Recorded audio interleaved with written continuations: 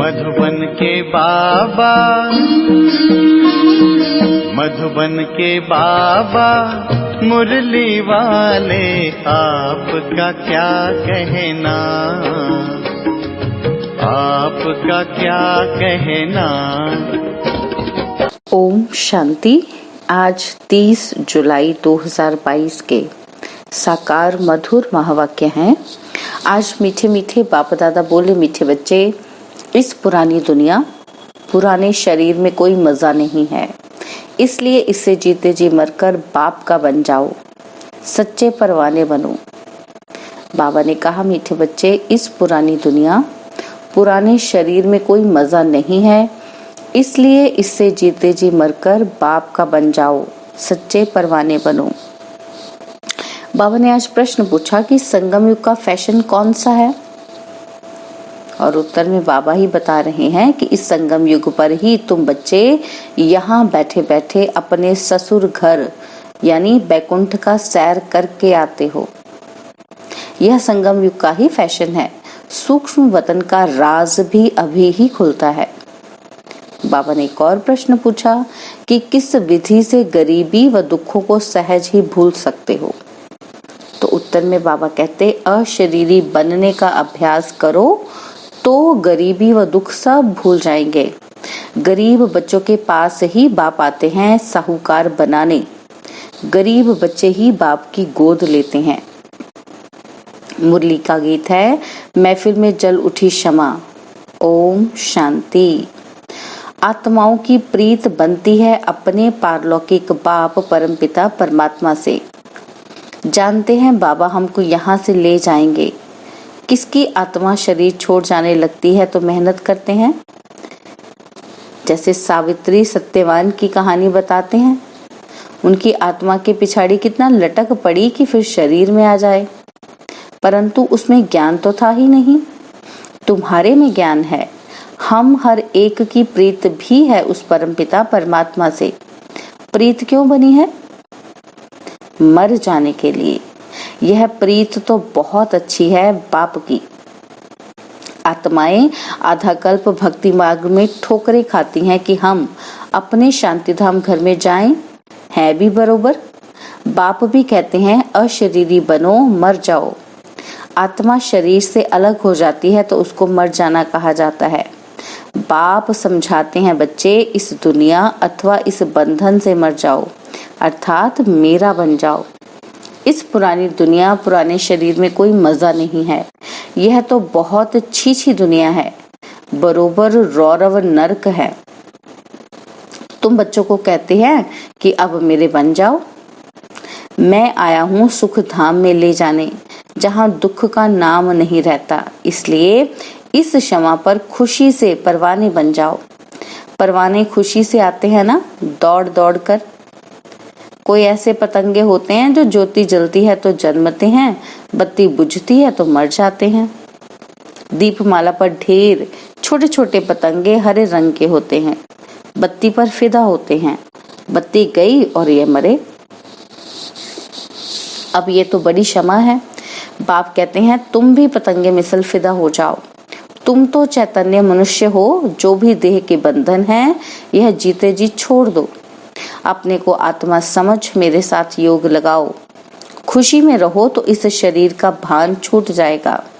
हम आत्मा इस दुनिया को छोड़कर अपने घर जाती हैं।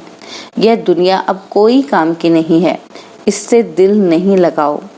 इस दुनिया में बहुत गरीब हैं, गरीब ही दुखी होते हैं। बाप कहते हैं, बच्चे अब अशरीरी बनो। हम आत्मा वहाँ शांति धाम में रहने वाली हैं। अभी तो उस शांति धाम में कोई जा नहीं सकते हैं जब तक पवित्र नहीं बने हैं। इस समय सभी के पंख टूटे हुए हैं। सबसे जास्ती पंख उनके टूटे हैं जो अपने को भगवान मान बैठे हैं। तो वह ले कहाँ जाएंगे? खुद ही नहीं जा सकते हैं तो तुम्हारी सदगति कैसे करेंगे? इसलिए भगवान ने कहा है कि इन साधुओं का भी मुझे उद्धार करना है। सिर्फ वह समझते हैं कृष्ण भगवानुवाच, परंतु है शिव भगवानुवाच। शिव है ही अशरीरी, तो जरूर प्रजापिता ब्रह्मा के मुख से ही समझाएंगे। मनुष्य की रचना प्रजापिता ब्रह्मा से होती है। यह तो सब मानते हैं। कोई से भी पूछो, उनको महसूस हो कि बरोबर हम बाप बच्चों को किस लिए रचते हैं। बाप रचते हैं वर्षा देने के लिए। ब्रह्मा द्वारा ब्राह्मणों को रचा है। तुम जानते हो बाप हमें पढ़ाते हैं, राजयोग सिखलाते हैं स्वर्ग का मालिक बनाने के लिए। बाप आते हैं दुनिया को बदलने, नरक को स्वर्ग बनाने, मनुष्य सृष्टि को दैवी सृष्टि बनाने। वही सुख देने आएंगे ना। भल यहाँ मनुष्य पद्मपति हैं, महल माड़ियां हैं, परंतु तुम जो पढ़ाई पढ़ते हो उससे तुम बड़ा ऊंच पद पाते हो। जिस्मानी पढ़ाई वाले समझेंगे हम बैरिस्टर बनते हैं, हम IAS बनते हैं। तुम्हारी बुद्धि में है हमको शिव बाबा पढ़ाते हैं विश्व का मालिक बनाने के लिए। कितना ऊंच पद है। सो भी 21 जन्म कभी रोगी नहीं बनते हैं, अकाले मृत्यु नहीं होती है, परंतु किसकी? जो परवाने बाप को अपना बनाते हैं, बाप की गोद लेते हैं। साहूकार तो गरीब की गोद नहीं लेंगे, गरीब के बच्चे साहूकार की गोद लेंगे। अभी तो तुम सब बिल्कुल गरीब हैं। तुम जानते हो ये महल माड़ियां आदि सब खत्म हो जाएंगी, मिट्टी में मिल जाएंगी। हम ही विश्व के मालिक बनने वाले हैं। मालिक थे, अब नहीं है, फिर मालिक बनेंगे। सारी सृष्टि का मालिक और कोई बनते नहीं है। तुम सारे विश्व के मालिक बनते हो 21 जन्म के लिए। सुख तो सबके लिए है। यहाँ तो छोटी आयु वाले ही मर जाते हैं। बहुत ऐसे भी होते हैं जो राजा के पास जन्म लेते ही मर पड़ते हैं। राजाई जैसे जन्म लेने तक ही मिली है। अभी तुम बच्चे जानते हो कि यहाँ हम बैठे हैं बेहद बाप के आगे। आत्मा शरीर धारण कर पाठ बजाती रहती है। अभी जानते हैं हमारी आत्मा का बाप आया हुआ है, पुराने बंधन से छुड़ाए नए संबंध में जुटाने के लिए। बरोबर तुम सूक्ष्म वतन बैकुंठ आदि में जाते हो, मिलते जुलते हो। तुम्हारा कनेक्शन हो गया है बेहद का। ये कैसा अच्छा फैशन हो गया है। अपने ससुर घर जा सकते हो। मीरा का भी बैकुंठ ससुर घर था ना। चाहती थी ससुर घर यानी कि बैकुंठ में जाए, और यह ससुर घर नहीं है। यहाँ तो बिल्कुल गरीब हैं, कुछ भी तुम्हारे पास नहीं है। भारत हमारा बहुत ऊंचा देश है। सोने का भारत था, अब नहीं है। जब था उसकी महिमा करते हैं। अभी तो सोने की क्या हालत हो गई है। जेवर आदि सब ले लेते हैं। बेचारे छिपा कर रखते हैं कहीं डाकू ना लूट लें। वहां तो बेशुमार सोना होगा। निशानियां भी लगी हुई हैं। सोमनाथ के मंदिर में निशानियां हैं। मणियां आदि कब्रों में मुसलमानों ने जाकर लगा दी। अंग्रेज लोग भी ले गए, निशानियां लगी हुई हैं। तो भारत कितना साहूकार था। अब देखो भारत का क्या हाल है। अभी तुम बच्चे जानते हो बाप के बने हैं स्वर्ग का मालिक बनने। बाबा आया हुआ है, आगे भी आया था। शिवरात्रि मनाते हैं। अब रात्रि कृष्ण की भी कहते हैं, शिव की रात्रि भी कहते हैं। है जरा सा फर्क। इन बातों को अब तुम बच्चे जानते हो। कृष्ण का जन्म तो दिन में हो व रात में हो, इसमें रखा ही क्या है। रात्रि कृष्ण की मनाना वास्तव में रॉन्ग है। रात्रि है शिव की, परंतु यह है बेहद की बात और है भी शिव भगवानुवाच। उन्होंने शिव को भूल कृष्ण की रात्रि लिख दी है। जब रात पूरी हो तब दिन शुरू हो। पाप आते ही हैं बेहद का दिन बनाने। ब्रह्मा का दिन, ब्रह्मा की रात। तो ब्रह्मा कहाँ से आया? गर्भ से तो नहीं निकला।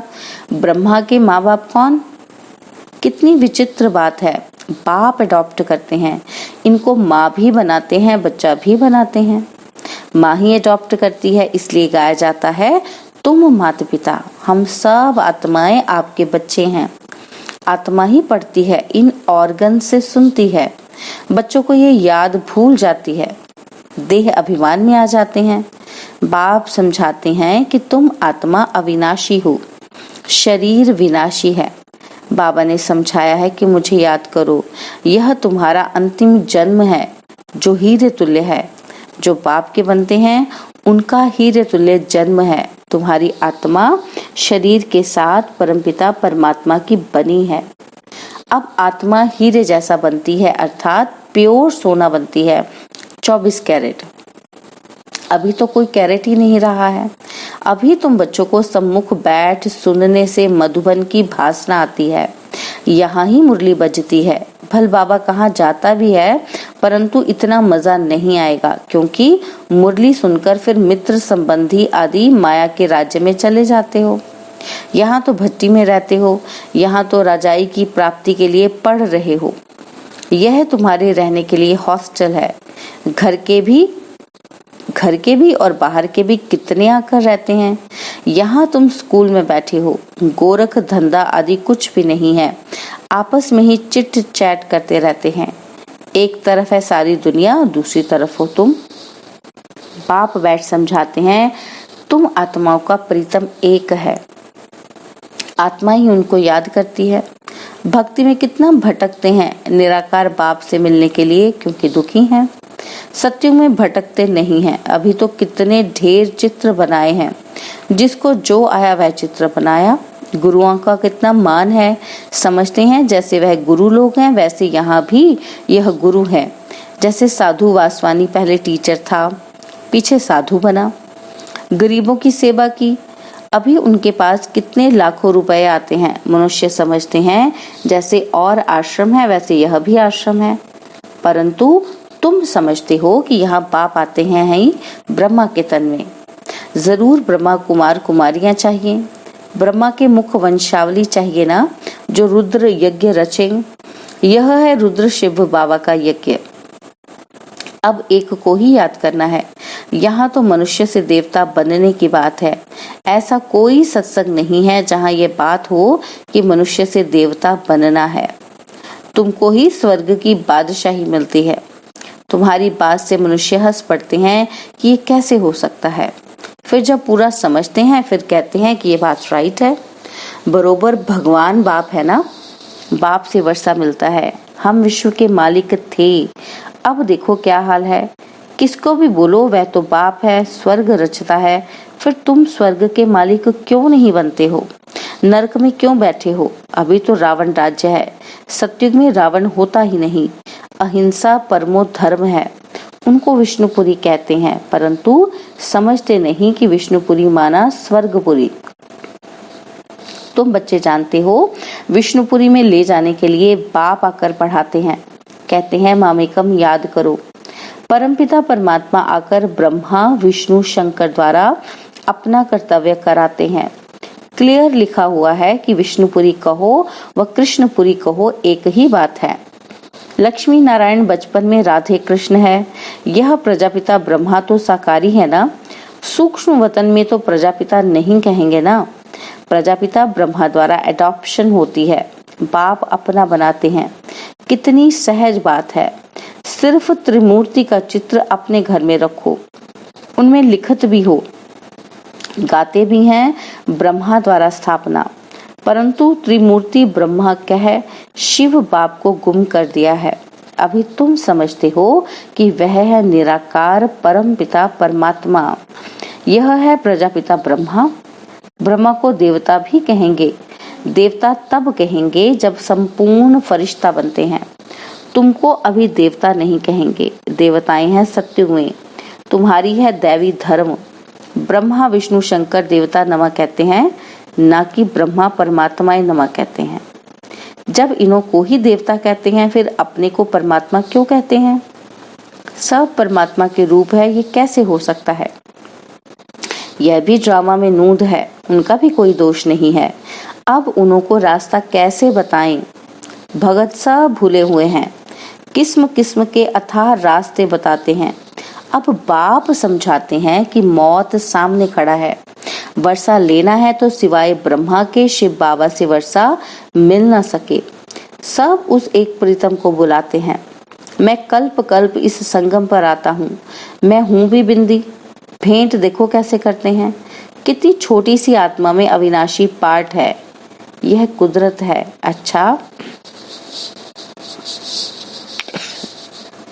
अच्छा मीठे मीठे सिकिलते बच्चों प्रति माता पिता बाप दादा का याद प्यार और गुड मॉर्निंग। रूहानी बाप की रूहानी बच्चों को नमस्ते। हम रूहानी बच्चों की रूहानी बाप दादाजी को दिलवा जान सिकवा प्रेम से नमस्ते। ओम शांति। प्यारे बाबा, मीठे बाबा, मेरे बाबा, शुक्रिया बाबा, शुक्रिया बाबा, शुक्रिया बाबा। धारणा के लिए मुख्य सार हैं। पहला पॉइंट है, अपने को आत्मा समझ दिल की प्रीत एक बाप से लगानी है। यह दुनिया कोई काम की नहीं, इसलिए इसे बुद्धि से भूल जाना है। सेकंड पॉइंट है, अपने जीवन को हीरे तुल्य बनाने के लिए एक बाप पर पूरा पूरा फिदा होना है। मेरा तो एक बाबा, दूसरा न कोई, यह पाठ पक्का करना है। बाबा ने वरदान दिया, समस्याओं के पहाड़ को उड़ती कला से पार करने वाले तीव्र पुरुषार्थी भव। समस्याओं के पहाड़ को उड़ती कला से पार करने वाले तीव्र पुरुषार्थी भव।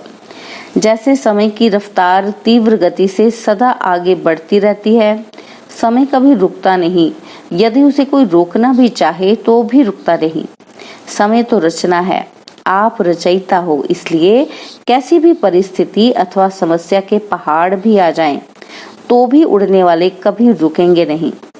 अगर उड़ने वाली चीज बिना मंजिल के रुक जाए तो एक्सीडेंट हो जाएगा। तो आप बच्चे भी तीव्र पुरुषार्थी बन उड़ती कला में उड़ते रहो, कभी भी थकना और रुकना नहीं। स्लोगन है, याद की वृत्ति से वायुमंडल को पावरफुल बनाना, यही मनसा सेवा है। याद की वृत्ति से वायुमंडल को पावरफुल बनाना, यही मनसा सेवा है। ओम शांति। और अब यह एक बहुत अच्छी वीडियो भी जरूर देखें।